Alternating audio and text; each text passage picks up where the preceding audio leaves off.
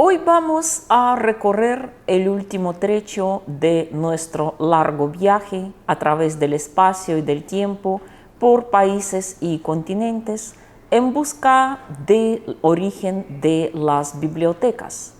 Pero, como se dice, a veces el último tramo del viaje resulta el más difícil porque vamos a recorrer el continente americano.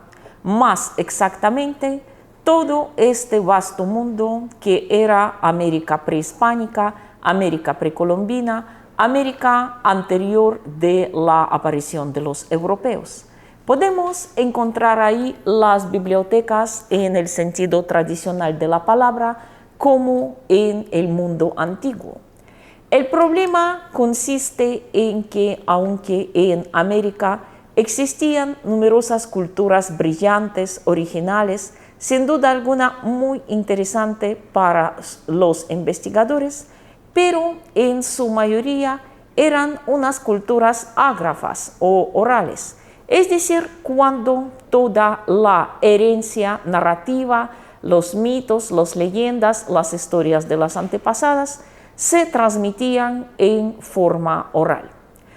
Vamos a comenzar nuestro viaje desde Norteamérica, pues como se sabe, el hombre al llegar al continente americano se instaló primero en su parte septentrional y lo que encontraremos ahí es que en todo este inmenso territorio, desde Alaska y el norte de Canadá y hasta la frontera tradicional del río Bravo del Norte, no encontraremos ninguna cultura con escritura gráfica, al menos en el sentido tradicional de esta palabra.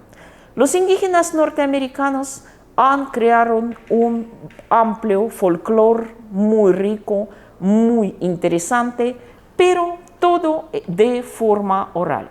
Aunque sí existían algunos intentos de preservar las historias sobre los antepasados, pero eran unas formas de conservar la información muy distintos de la escritura tal como lo entendemos nosotros.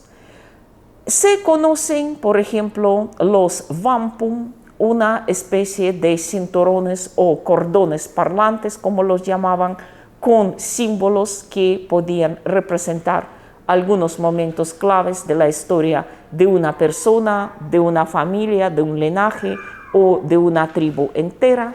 También entre algunos pueblos, más que todo entre los habitantes de las praderas del oeste, existía la tradición de preservar la historia de su familia, de su tribu, pintándolos sobre la piel del reno, de bisonte, de algún otro animal, de forma gráfica, tal como por ejemplo lo hace este padre de familia, y posteriormente enseñar la historia a los jóvenes basándose en estos pictogramas. Cabe señalar que esta tradición se preservó hasta la época muy reciente. Aquí, por ejemplo, vemos a un brujo o a un chamán narrando la historia de la tribu a sus jóvenes aprendices, y en la imagen figura ya la bandera estadounidense, figuran el caballo, animal traído por los europeos. En fin, como podemos ver, la tradición resultó ser muy arraigada. Por lo tanto, podemos decir que cada tipi, cada wigwam o cualquier otra vivienda de los indígenas norteamericanos era como una especie de biblioteca personal de cada familia, de cada clan, de cada linaje, aunque una biblioteca sin libros. Los dibujos en las paredes, todas estas imágenes gráficas hablaban por sí mismos. Y precisamente gracias a estas tradiciones y también a un abundante y variado folclore oral, hoy conocemos tantas historias, tantas leyendas, tantos mitos creados por los indígenas norteamericanos a lo largo de los siglos. Como podemos ver, a veces no es necesaria la escritura para preservar la historia y la tradición. Si nos vamos a pasar al sur del Río Bravo del Norte, al continente, ya al territorio que se conoce como Latinoamérica hoy día, vamos a ver que muchos pueblos también preservaban la misma tradición oral que sus primos hermanos en Norteamérica. Por ejemplo, en algunas tribus de Amazonía y de otras regiones poco exploradas hasta la época muy reciente, el brujo, el chamán, el curandero no solo era el médico, el sanador y también guardián de las tradiciones religiosas, sino con frecuencia una especie de libro de historia vivo y andante. También preservaba en su mente todas las historias sobre la creación del mundo, sobre los hechos heroicos de sus ancestros, sobre dioses y héroes de sus respectivas tribus, y posteriormente pasaba esta información también en forma oral a sus aprendices. Por eso no todo podría convertirse en un chamán, en un guardián de las tradiciones, porque además de las otras habilidades, era necesario tener muy buena memoria para preservarlo. De tal modo, aunque como podemos ver, los indígenas norteamericanos y también muchas tribus de Sur y Centroamérica han creado un folclore oral muy interesante, pero no vamos a detenernos en sus tierras porque a nosotros nos interesan las bibliotecas. Y donde no hay escritura, por supuesto, no hay libros. Y donde no hay libros, no pueden haber bibliotecas.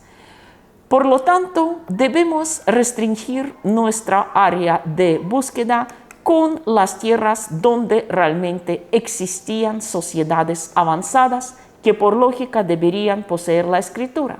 Pero, por ejemplo, si nos trasladamos a nuestra querida Colombia, a la meseta cundiboyacense, más exactamente, donde vivía un pueblo tan avanzado como los muiscas, creadores de los cacicazgos, de una especie de estados ya en pleno sentido de la palabra, creadores de una variada y vasta cultura, y sin embargo tampoco encontraremos en este pueblo tan avanzado ni rastro de escritura. Realmente, por mucho que conocemos sobre la agricultura, la organización social, las creencias religiosas, la organización económica de los muiscas, incluyendo, por ejemplo, sus largos viajes a la costa caribe en busca de intercambio comercial con otros pueblos, lo que es una evidencia más de su alto nivel del desarrollo económico, pero paradójicamente nada de tradición escrita, ni siquiera de sus indicios. Por lo tanto, casi todas las hermosas leyendas de Colombia sobre la creación del mundo, sobre la diosa Bachué, la madre del género humano, o sobre el gran héroe Bochica que vino a este mundo montado en un arco iris y salvó a la humanidad del diluvio universal. Todo esto se preservó exclusivamente gracias a la tradición folclórica oral y a diferencia, por ejemplo, de los mitos sumerios, egipcios y de otros pueblos antiguos que nos narran algo parecido, no debido a los textos escritos. En este sentido, como podemos ver, primera sociedad civilizada en América que hemos visitado, también resultó ser una cultura ágrafa, una cultura oral. Entonces, ¿hacia dónde nos conducirá el viaje en busca de las bibliotecas prehispánicas? Por lógica, como ya había dicho, hay que buscarlos en las tierras donde había escritura. Y en todo el continente americano, solo en una región popularmente llamada Mesoamérica, encontraremos las culturas que sí poseían escritura en el sentido tradicional de esta palabra. Aquí en este mapa precisamente podemos ver aquellas únicas culturas escritas de América, comenzando desde la más antigua, la olmeca. También vemos aquí a los mixtecas, a los zapotecas, a los mayas y por último a los méxicos o los aztecas. Aquí, como podemos ver, sí podemos encontrar por primera vez la escritura. Las escrituras mesoamericanas, aunque eran variados, porque como acabamos de ver en el mapa, aquí habitaban muchísimos pueblos que hablaban idiomas diferentes, pero sí la escritura mesoamericana de por sí era bastante similar y se basaba en unos símbolos que los investigadores con frecuencia llaman glifos. ¿Qué es un glifo? Una especie de referencias figurativas a la naturaleza, más que todo a las aves, plantas, insectos, peces, que, como podemos ver, podían expresar, al igual que los jeroglíficos egipcios, por ejemplo, tanto una palabra, un sonido, y el sentido de por sí dependía de la combinación de los glifos.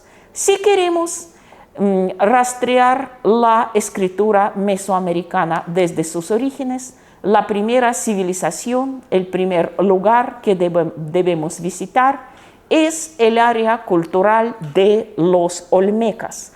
Olmecas, un pueblo que habitaba en la parte oriental de México, como podemos ver, en esta región que tal vez geográficamente no sea muy extensa, pero incluye en sí unos centros arqueológicos interesantísimos. Los olmecas, como se sabe, ha sido la civilización más antigua de México, y no solo de México, sino de todo el hemisferio occidental, y la escritura olmeca, escritura mesoamericana, comienza precisamente aquí en este sitio.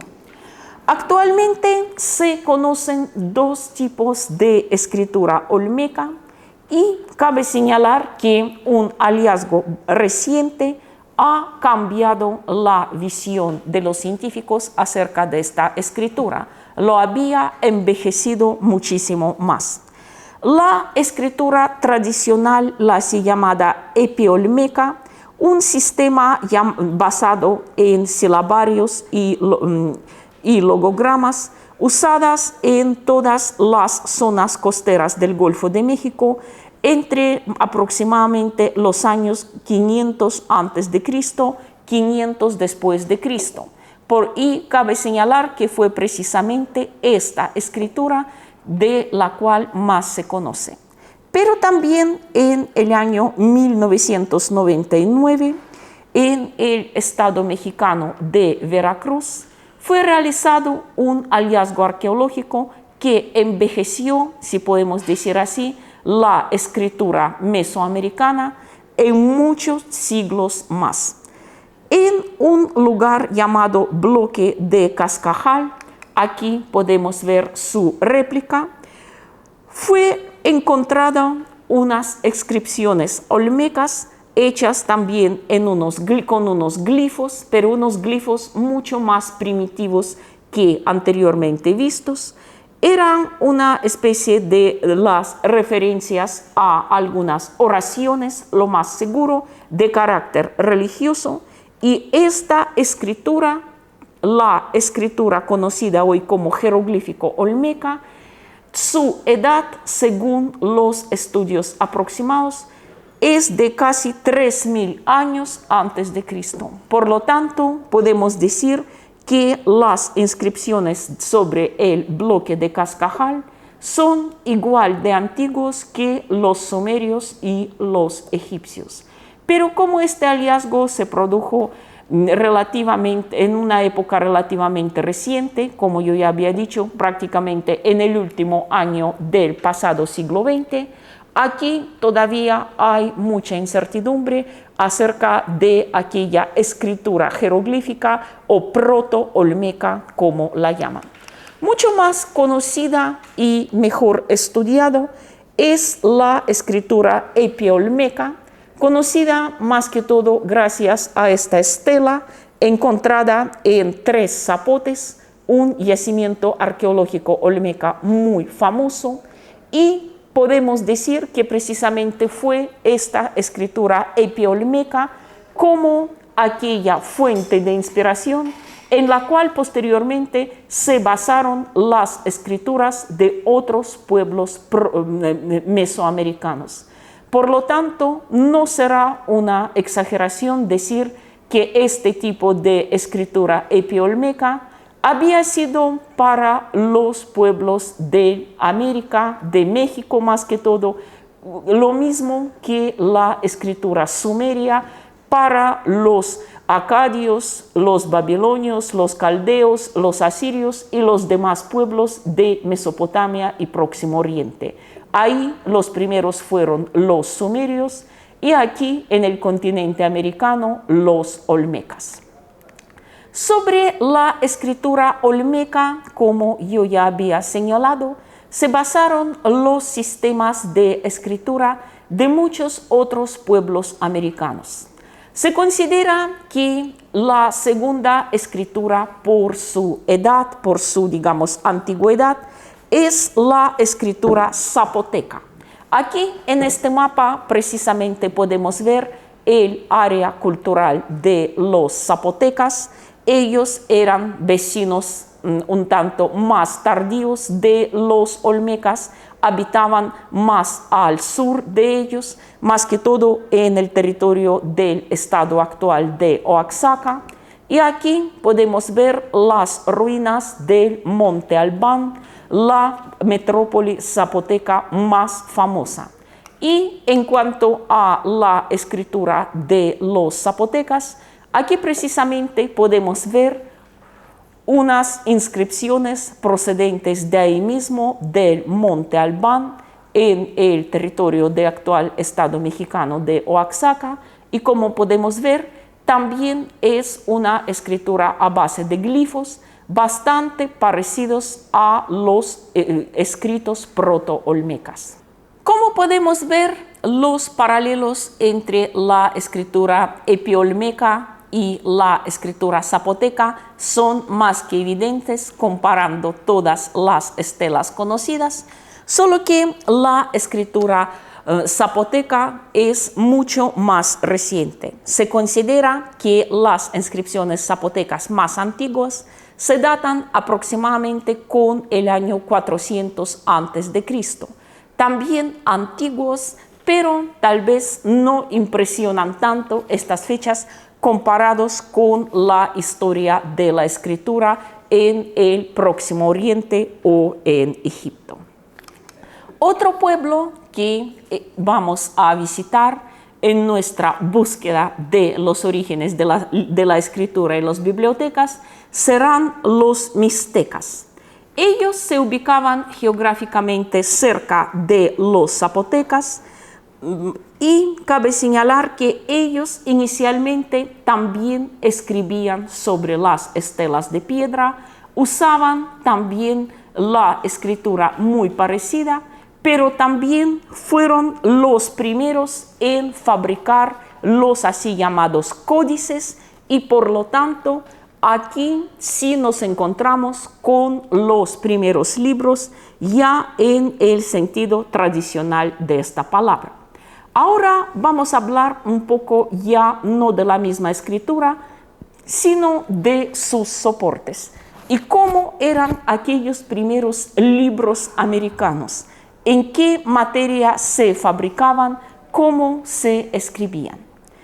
La mayoría, como se sabe, aquí no podemos encontrar ni papiro ni otros materiales propios para el Viejo Mundo, pero también habían sus propios soportes muy interesantes.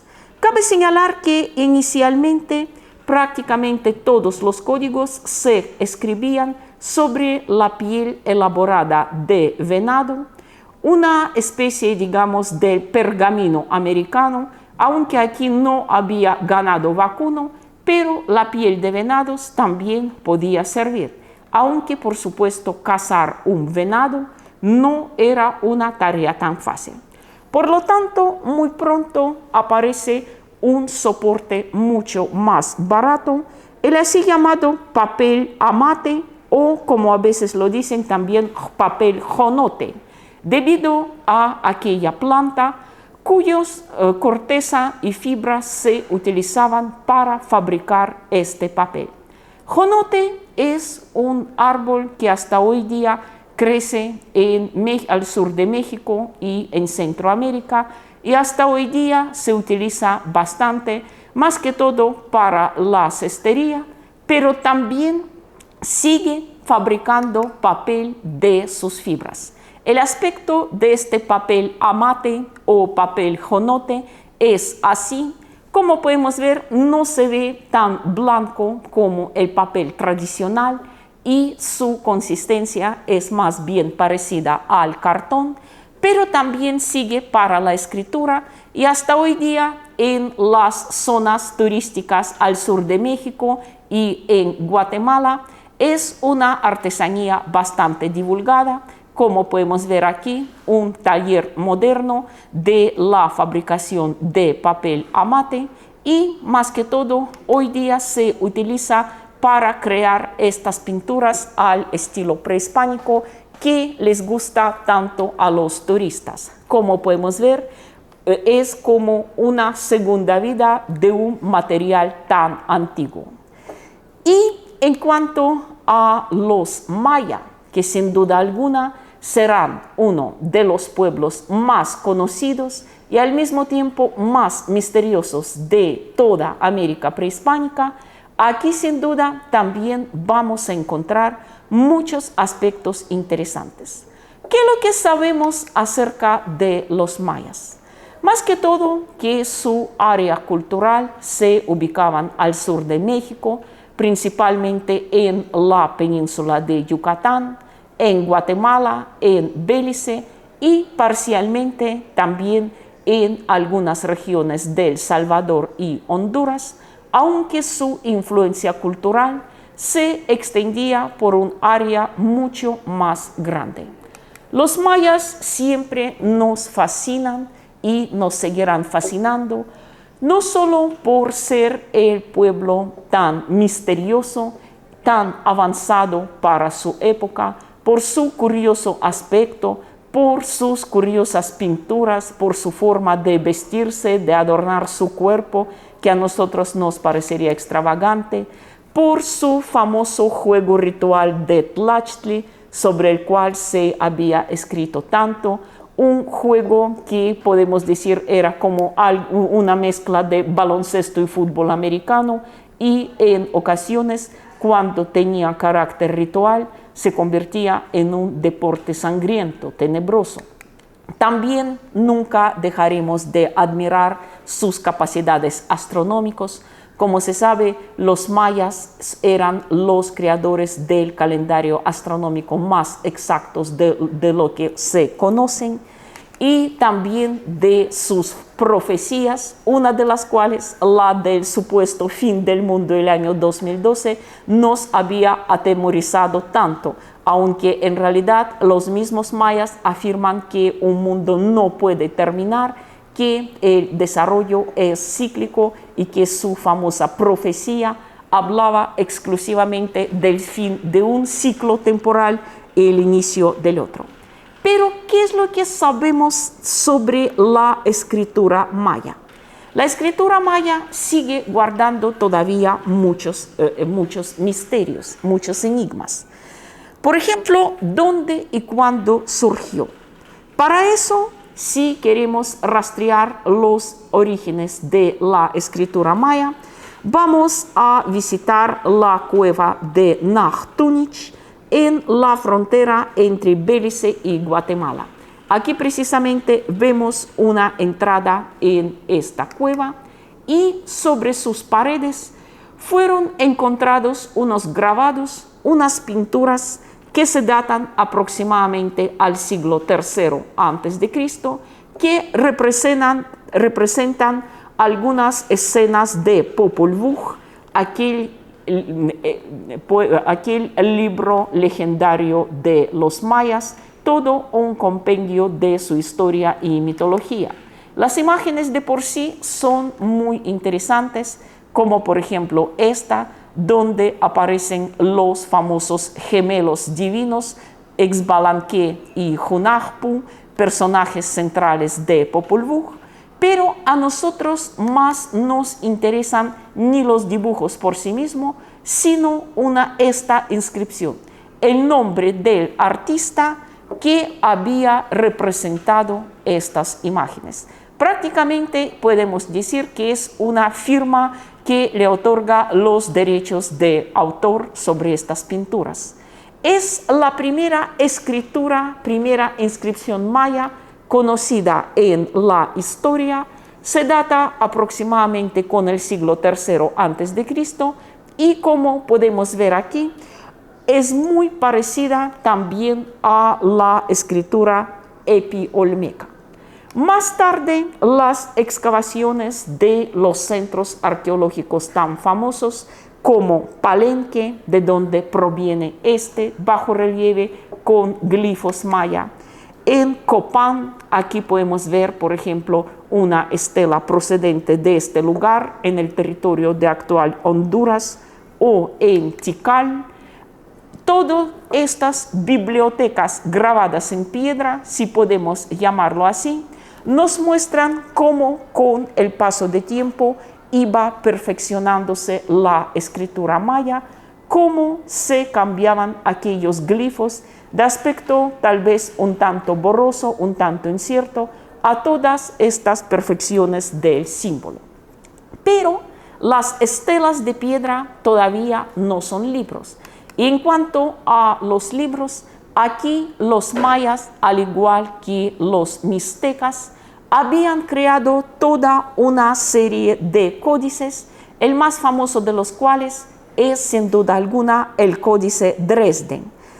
Aquí precisamente vemos su representación, 35 metros en forma de acordeón que se pliega y se despliega, 39 hojas con la escritura por ambos lados, pintado con una claridad extraordinaria, con unas pinceladas muy finas y también con una combinación de colores, uno de los cuales, como se sabe, pasó a la historia y hoy día en los catálogos oficiales de la pintura se denomina el color azul maya, porque realmente, como podemos ver, es una tonalidad de azul muy particular. Así que no es solo una obra literaria, sino también la obra artística de muchísimo valor. ¿De qué nos cuenta este código? Como se sabe, los mayas eran los mejores astrónomos de su época y allí, más que todo, hay contenidos relacionados con la astronomía, la descripción de una forma extraordinariamente precisa y detallada de las fases de Luna, de ciclos de Venus y las observaciones sobre los otros planetas que los mayas conocían.